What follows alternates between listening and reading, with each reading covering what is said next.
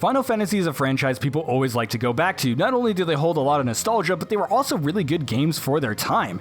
But as these consoles get older and older and these games get older and older, they get harder and harder to obtain, and emulation's not perfect, and there's some legal issues surrounding around it, especially if you don't own the original, and yeah, you know what I'm talking about. But luckily, we can end up crossing one of those games off the hard-to-get list because it's finally made its way to PC, and it's definitely the definitive version of the game. Michael here with a PC overview for Final Fantasy XII, the Zodiac Age, which is an enhanced edition of the Zodiac Age, which is an enhanced edition of the original. Basically, the Zodiac Age adds in a new job system and all these other different stuff, but the enhanced edition actually comes with higher resolution, better frame rates, aka 60 FPS support, super nice, and you can actually have it at not 16:9, which is super awesome as well. This did release on the PS4 as well. However, we are going to be talking about the PC specific stuff here. So we're going to be talking about PC performance and the PC settings and some of the other stuff that was added into this version of the game. So go ahead and stick around if you want to hear it. And if you don't, you can skip ahead because I will talk about my thoughts near the end of the video on the game itself. Anyways, let's go ahead and look at new game. One thing that is sort of annoying is that a lot of the menus have these animation segments, especially loading screens and stuff, which I find super annoying because it just makes it forever to get into this freaking menu. It should have been immediately there, but it wasn't, which is a little bit frustrating. Anyways, I'll talk about these settings down here because they are available inside the game, but this is where your settings are inside the game. There's also a pre-game launcher we'll talk about later, but you can start a new game, which is just the base game as you would normally expect. So you start off at level 0 and basically level up that way. I actually prefer this way, and that's the way I'll be playing, but there is a begin new game plus mode, which isn't starting from an old save. Instead, it just starts the game, but all the characters are higher level when you get them. And so basically it's like an easier mode, and then they have a minus mode, which is basically the opposite, to where you basically get no experience and characters are de-leveled, which is kind of cool, in my opinion. So if you want to end up screwing around with that, you can. I haven't gotten the chance to try it out because I just got the game today. I'm not very far in the game, as we'll see when I get into load game. Then there's also trial mode, which you end up loading when you're saved games, and you basically go through like a survival mode, sort of. So you end up going into a dungeon, it's like kill all the enemies, and then you just, once they're all dead, you go into the next one.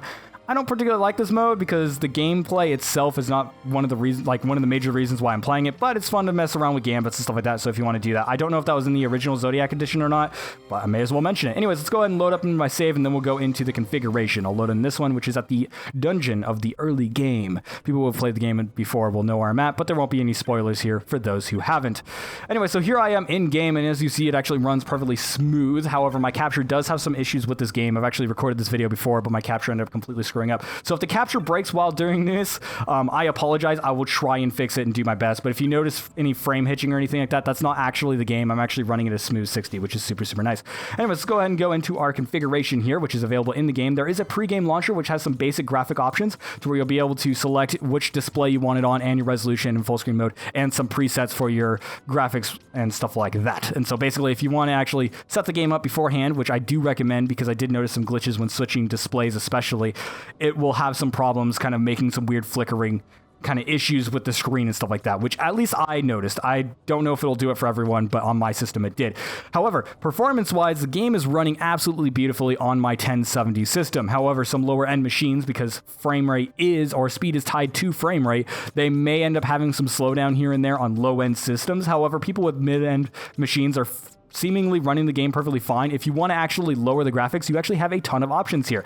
So first off, you can actually select your display adapter. I love seeing this in games because I've actually played a few games recently and actually had to switch to display and wasn't able to for some reason, and so I actually had to do like hacks for that and stuff. So that's actually super nice to see these days. I never used to comment on it, but it's actually super nice. And you actually have resolutions not only 16:9 or 4:3, but you actually get a bunch of selections, so you actually have ultra wide and stuff, which is actually super freaking cool. And so yeah, I do notice so the resolution of the UI is 1920 by 1080, and so you'll end up noticing some blurriness when you're running at 1440 like me or higher. And so you can go up to 4K, but it'll just look a little bit blurry on some of the UI, which is a little bit unfortunate, but not too bad. I'll talk about it later. Then you get screen mode, full screen, borderless, and windowed mode. I did notice some weird micro stutter when I was in borderless mode, and for some reason depth of field wasn't working. No idea why that is, but that's a thing that happened. So I'm running it in full screen mode, which isn't a problem for me. However, I did notice an issue. If you are in the main title screen and you alt tab out of the game and you tab back in, you will not have control. I will not be able to use the keyboard or the gamepad, and I have to alt F4 or cancel the process to actually regain control, which was a bit unfortunate. So I don't know what that's about, and I think that's a bug that they'll end up being able to fix in the future. Yeah, brightness, VSync, display buffer, and frame rate limiter. I didn't notice any tearing when I turned VSync off, but I have it on just because I normally always do, and it doesn't seem to affect anything in this game. It actually controls perfectly fine. I'll talk about that later. NSO and water shaders, the water actually looks a lot better in this, but you can actually turn this on to low. You can turn on and off NSO, although NSO really won't affect your performance. Once again, if you end up having some performance problems, there are a lot of stuff here that you can actually turn down. So you get shadows. Shadows only go up to 2K, which some people will say is unfortunate, but honestly, this game has a really good soft lighting engine into it, and it actually looks really, really good, and I haven't noticed any sort of aliasing on lighting, at least not yet, or any of the shadows and stuff. Even on the character shadows actually look really, really good, and I'll be able to show them off in a minute. But yeah, I haven't noticed any problems with this, so this is actually perfectly fine. I would like it to go higher, but the textures aren't exactly amazing either. I'll talk about that a little bit later. And you get anti-aliasing up to 8 times, so you can end up setting that as well. And then if you have MFAA, you can end up enabling that in your driver. And you also have post-processing stuff, so you can end up being like FXA or SMAA. I'm running SMAA. And then you have ambient occlusion, so you can end up setting your resolution for that as well. I'm running it on full resolution because I've had no problems with this game. Depth of field is actually fairly decent in this game. It does make the full screen a little bit blurrier than I think it should, but at the same time, it actually looks fairly decent, and it helps with a lot of the long range textures kind of look better because some of the textures, once again, are not particularly great. Glare and soft particles, which weren't in the PS2 version of the game. So it ends up making the game look a lot prettier. This does look a lot prettier than the actual original PS2 version. You can rebind everything on the keyboard as well, which is super nice, and you can double bind and rebind everything, which is super, super nice. However, I did notice some issues with the mouse to where the camera's a little bit delayed, which is a little bit unfortunate. But you can actually turn off auto rotation, stuff like that. It's called mouse acceleration, by the way. Sorry. I don't know why I skipped over that. And then you have your confirm button. I have it on B because back on the PS2 days, I always had it on my B button. And so basically, it's, well, circle button, and so basically I'm just kind of used to that, so it's a nice little sort of thing. One thing that is kind of annoying is if I hit the accept button, when like I'm doing here, it will just double accept and then cancel, so that's kind of weird, but once again, not a big deal. And then you have your gameplay options, your battle speed and stuff like that, which I don't think is exclusive to this version. I think that was in the original version as well. But then you also have your speed multiplier mode, which is actually exclusive to this mode. Basically, this is a toggle, which is the left bumper if you're using an Xbox controller, and it makes the game run at that speed. It doesn't affect sound, it only affects gameplay, so it's nice. It's kind of like a run button, like a fast forward button, so you're like, oh, hey, I just want to get through this fight really quick, just toggle it on, or maybe there's like this long hallway, and I'm like, oh, I gotta walk back through the city or whatever. Then you just turn on 2 times to just run through. I like that feature, and I wish that the game just had a run button, but it wasn't designed for that, so this is definitely a better alternative. I did, however, turn off screen shake because the camera kind of looked weird. It just kind of judders around rather than smoothly moving, and so I did turn that off. However, vibration is here, subtitles is on here, and you can invert your camera controls, which is super, super nice. Language, Japanese and English. I do not believe it changes the actual text in the game. However, you can change it to whatever voice language that you want. I prefer the English ones. And then you also get music. Now, there's a little bit of complexity here, as in the reorchestrated version is reorchestrated, as you would expect from the name, and I think it sounds absolutely fantastic. I think it's the best version of the soundtrack in this game, and it definitely adds to the experience in a lot of ways. The original is an kind of like enhanced version of the original music, so it's not orchestrated, but it is still the original soundtrack. It's all right. It's nice for the nostalgia, and then there's OST for ultimate nostalgia, which is basically the low bit version. It sounds kind of chippy here and there, but at the same time, if you're looking for major nostalgia, there you go. And you can change this at any point during the game. Between the reorchestrated and original, sometimes it's hard to tell some of the details, but you know, because the original soundtrack was already fantastic, so there you go. And then you have music, sound effects, and voice sliders. Super, super nice. I haven't had any problems with the sound balance, so there you go, which is something that is improved from the PS2 version. And then down here, you get your actual parameter settings, so you can actually give yourself max gil and max LP, which is exclusive to the enhanced edition. And so basically, if you want to cheat your way through the game or just screw around with something, however, you cannot undo this once you do it. So if you do this, you will just have max gil forever or whatever. And so don't do that if you want, you know, your save to be legit. So yeah, and you'll notice, I don't know if it'll show up on the capture, but you'll notice some of the UI has some weird aliasing on the edges, and that only happens if you're running at any resolution higher than 1920 by 1080, and so that's a little bit unfortunate. But one thing I will say is 2 things that have been vastly improved in this version of the game. One is the UI. The UI is really, really clear and really, really easy to read, even though it is slightly a little bit, like, it's obvious that it wasn't designed for a 1440 resolution. I'm just going to go ahead and skip this cutscene. Even though it's obvious that it wasn't designed for this higher resolution, it runs at least at 1920 by 1080, which makes it so that it is at least clear to see. And the other thing that is actually vastly improved is the gameplay.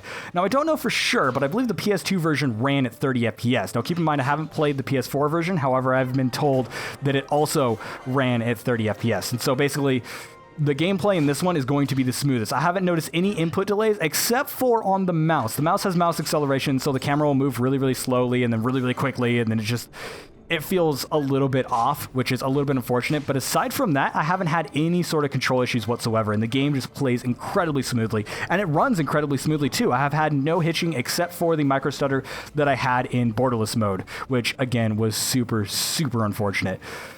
But yeah, aside from that, like, I haven't noticed any sort of issues with it. However, how it looks, like I said, the depth of field and the anti-aliasing and stuff like that looks great, looks fantastic. There's no issues with it. I have noticed some minor graphical glitches here and there to where basically there was an enemy that was just randomly flashing white for some reason, and I don't know why it was doing that, but it only happened once in my playthrough. And then I also had some weird pathing issues, which I believe was just an engine problem, to where basically an enemy got stuck on a wall and it just kind of sat there and spun around in circles, which I believe is something that would happen in the original PS2. I do remember sort of exploiting certain bosses and stuff like that by getting them stuck on terrain. And so that is a thing that has maintained inside this version of the game. So if you were looking forward to doing that, there you go. You're going to be able to still do it. Now, my major complaint with this is, one, the textures. The textures are not particularly amazing. Yes, they're good, and they have been enhanced. However, it looks like they went into Photoshop and just kind of like increased the resolution, just kind of left it at that after adding in like some weird grainy effect. So all the textures look super, super grainy. Ooh, I got a triple attack. That was nice. It does look like everything's a little bit grainy, which is better than the PS2 resolution, but it doesn't really help at all for the most part. They haven't been improved as much as I would like. And there's also a lot of posterization, God, that's a hard word to say, on a lot of textures as well, to where it just seems like they just increase the resolution without much care, which is a little bit unfortunate. And you can see it on some of the character models. However, the character models have been vastly improved when you end up looking at them, and they've added a lot of smaller effects to things, and a lot of the lighting effects especially. Like I was talking about this soft lighting system, or at least I believe it was this version of the video. Sorry, I've had to record this video before, but you'll notice the soft lighting and stuff like that on the characters and stuff like that just, you know, they just fade in and out and stuff like that, and it looks fantastic in that regard. So the lighting in this is actually fantastic. And like I was talking about little effects, they've actually added physics to a lot of things. You'll notice certain weapons, like the jacket on Vaughn right here, is just kind of wiggling as I make him move around. Like, it adds a lot of small detail to it, and like flames have little embers that fly off of them. It just adds a lot of detail to the game that it didn't otherwise have, which is super, super awesome. That said, though, once again, the textures are not as good as I would like. Also, I'm noticing my capture is kind of hitching here and there, so I apologize for that. Like I said, this game has problems getting captured, and I don't know why. I'll solve that later once I end up getting a review done, if I ever do a review for this. But yeah, aside from that, the Enhanced Edition is actually really, really great, and you know, and that's actually a great chance to go back and either play through the game again in a higher resolution, because, you know, playing these games at a better resolution and better controls, playing this at 60 FPS feels incredible in comparison to, you know, playing it at freaking 30 FPS. It just felt so unresponsive at 30 FPS, and maybe that's because I'm used to 60 FPS. Some people might not have a problem with 30 FPS, and you can set 30 FPS if you're having problems running the game at 60, and so it's not like that's not an impossibility. But for me, the gameplay just feels so much smoother. However, capturing it's kind of a pain in the butt, because right now my capture software is like, oh yeah, we're going to die. It's using like 4% of my CPU, but it's saying that I'm dropping frames like crazy. And so I apologize if the video is hitching here and there. I am capturing at 60 FPS, so it should be capturing it at like 58 or something like that. So it won't be too bad, but yeah, that's not normally a problem. I've been playing the game for a few hours now and haven't had any performance problems whatsoever. But yeah, the gameplay itself, I'm going to go ahead and skip this cutscene as well. And there we go. This is going to be the next area of the dungeon. I am going to go ahead and actually go back to the title screen, if I can pause here, and just show off another area so I can end up showing off the water effects and stuff like that, so that I can end up talking about some more stuff about the game. So my opinions on Final Fantasy XII in general is something that some people are going to end up asking for. I'm not at a point where I can do a review. I never actually got to finish the game. And so I got like 20 to 30 hours into it, and so I never actually finished it to get a full impression of it. However, my gameplay so far, I've actually enjoyed it. I do have a lot of problems with the story. I feel like the main character, Vaughn, isn't particularly interesting, but once they start introducing the side characters and the main plot starts advancing along, it gets a lot better. And it also has an incredibly slow start. Like, I'm a few hours in, and it's still super, super linear, which is a problem with most Final Fantasies. I can't think of a single Final Fantasy that doesn't start off extremely slow, because they do the whole, you know, we got to introduce the world, we got to introduce these characters, we got to introduce the mechanics, and they just do all that thing, you know, piecemeal, one at a time. And this one particularly has a really slow start. It's almost as slow as Final Fantasy 13 almost, as in, like, It's about 24 hours in to where you end up getting like full open world access, and you're like, all right, finally, I can start playing this like a Final Fantasy that people expect. Although most Final Fantasies are fairly linear. This one is not linear once you get to that point, but it is fairly linear at the beginning, which again is super bothersome when I'm trying to do a video because I need to get to certain areas of the game so I can show off certain effects. But yeah, so here's the water. The water doesn't have reflections, but it does look fantastic. It looks like actual water in comparison to the PS2 version, which just looked like a texture just rolling on the floor. Although the PS2 version back in the day, it did actually look great. Yes, this version, you can kind of see the polygons from it and stuff like that. So some of the models do not look particularly amazing, but they actually did a really good job making this game look good on the PS2 even though it was such a low resolution. But overall, like, I'm actually enjoying the game. And so it's a nice kind of comeback. If you like Final Fantasies, then you'll definitely want to try picking this one up if you actually are into Final Fantasies. Because while at launch, it was kind of like Final Fantasy 13, to where everyone's like, this game sucks, no one likes it. But there was actually a huge fan base for it. And a lot of people were really, really excited for an enhanced edition, including myself. Because once again, I never got to finish it. And so I will be playing through it again and be like, yeah, I'm going to go ahead and actually like finish this game now. And now that it's on PC, it's extremely easy to get. And it's extremely easy to end up picking up and playing. And you can play it with a PlayStation controller. You can play with a keyboard and mouse. Once again, I have had no problems with anything like that. You just use WASD, and you can use both of them at the same time. So I'm using, my keyboard to look around, and then I'm using my gamepad for the camera and stuff like that. So even if you want to do that, it's perfectly fine. But yeah, overall, it's a good game, and there's a reason why they're re-releasing it, and there's a reason why it actually reached the top sellers list within an hour. It's a good game, so if you're looking for a good JRPG, go into it. Just notice that, the gameplay in the background that I've been playing here, it's like the pseudo turn-based system. Oh yeah, here's the speed-up system, by the way. I can just toggle my button, and then you'll notice there's a little fast-forward button, or a fast-forward icon in the top right, and it actually goes through loading screens as well. It doesn't speed up cutscenes or anything like that, and there are like 2 or 3 cutscenes that for some reason weren't skippable, but they're like short little introductions to areas and stuff like that, so it's not a big deal. Most of the cutscenes are skippable. You just hit start, and then they'll be like, oh, hit B or A or whatever to end up skipping through it. And now I'm blinded. That sucks. And yeah, the game is better than I remember, actually. I remember having a lot of weird problems with it. Like, I remember like hating the audio and stuff like that. Audio actually is a huge complaint, I will say. Some of the old audio, for example, doesn't mix well with the reorchestrated soundtrack and stuff like that, and the old voice acting and stuff doesn't sound particularly amazing. I think I forgot to mention that. I'm not 100% sure. Like I said, I've had problems with capture, so I've had to re-record this, but yeah, some of the old audio, hearing the old voice acting, they weren't able to redo all the voice acting, but they did end up doing some balancing to it. I remember on the original PS2 version, and maybe this is the PS2 or maybe the speakers I was on at the time, but I remember hearing a lot of like fluctuations in the volume and stuff like that, but that isn't a problem in this one. It does seem like they did some things to improve some of the audio, and they did add, once again, new effects and stuff, but you can definitely tell what's new and what's not, which is a little bit unfortunate. But yeah, overall, I'm enjoying the game, and I definitely recommend it for people that like Final Fantasies, or at least these styles. Do keep in mind, once again, the gameplay. Anyways, thank you guys so much for watching. Make sure to like, comment, and subscribe for more content like this one. You could also end up helping out on Patreon if you want me to end up checking out more games. Even $1 ends up helping a lot. You can also help me end up getting better hardware and stuff like that, so I can capture at better resolution and use capture software that's not going to freaking bug out on me and capture at fucking 58 frames a second. Why is it doing this to me? It shouldn't be doing this to me. Anyways, yeah. So anyways, thank you guys so much for watching, and I'll see you guys in the next video. And obviously, if you end up finding any other issues with the port, or maybe you have weird questions or something like that, make sure to leave them in the comments below. And I will see you guys in the next video. See, her skirt even animates. I like that. It just adds a nice little bit of effect. And now I feel awkward.